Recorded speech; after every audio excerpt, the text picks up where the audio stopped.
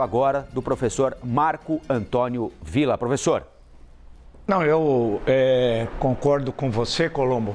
Acho que a Priscila deu um apanhado geral na fala, no conteúdo, na explicação e no visual do entorno, né?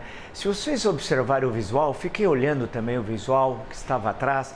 Essa parte, por exemplo, aí na Nanterre, não é ainda aquelas regiões mais miseráveis onde estão presentes os magrebinos, os que vieram do norte da África, que acabaram migrando para a França com mão de obra barata. Em certo momento, quando a economia francesa demandava esse tipo de força de trabalho, nos anos 50, 60, meados dos 70, tanto que vários daí são filhos ou netos daqueles imigrantes.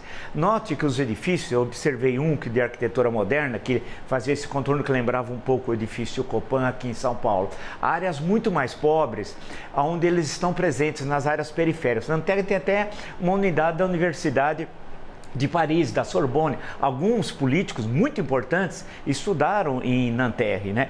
Agora, a origem histórica que foi, tem de ser lembrado disso, ou seja, é a guerra lembrar da Guerra da Argélia, né? A Guerra da Argélia atingiu, a França perdeu seu império colonial após a Segunda Guerra Mundial, paulatinamente, com as independências da antiga África Ocidental Francesa, do Vietnã, né? Em 1954, quando a França perde a Batalha de Dien Bien Phu, o grande general Giap vence, que é uma das batalhas históricas, para quem conhece história militar do século XX, e depois tem a questão da Guerra da Argélia, que encerra em 1962, já com De Gaulle presidente. Em 1958, De Gaulle chegou ao poder numa espécie de golpe de Estado, vale lembrar, em 58, acaba com a Quarta República, vem a Quinta República, vem uma nova Constituição aprovada por plebiscito. Ele esteve antes na Argélia, o De Gaulle, né? De Gaulle é o líder da resistência francesa na Segunda Guerra Mundial, né? Que começa a 18 de junho de 40, com seu célebre discurso na BBC.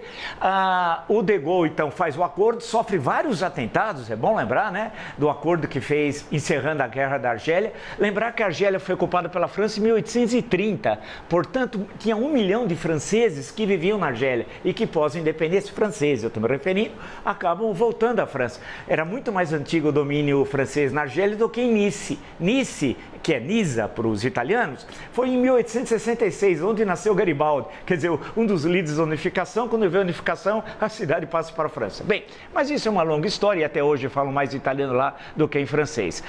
O que interessa é que essa é uma questão de quase que impossível solução, porque é uma contradição antagônica. Você tem uma extrema-direita muito forte na França. É bom lembrar que muito do antissemitismo alemão, a produção teórica veio da França, né? Vamos lembrar o Gobineau, o Conde de Gobineau, e o ensaio sobre a desigualdade das raças. Gobineau foi embaixador francês no Brasil em 1869 e 1870. Então você tem todo um extremismo à direita intelectual produzido na França, com presença eleitoral, vide a última eleição presidencial, e milhões de descendentes de magrebinos, né, dos que vieram do norte da África e que são discriminados, sim, mais do que os negros. O professor Muniz Sodré, professor emérito da UFRJ, me disse, que estudou muitos anos em Paris, que ele sentia, ele como negro, que os magrebinos eram mais discriminados, por incrível que pareça, do que os negros. Quando eu digo incrível que pareça, é que é o racismo forte sobre os negros,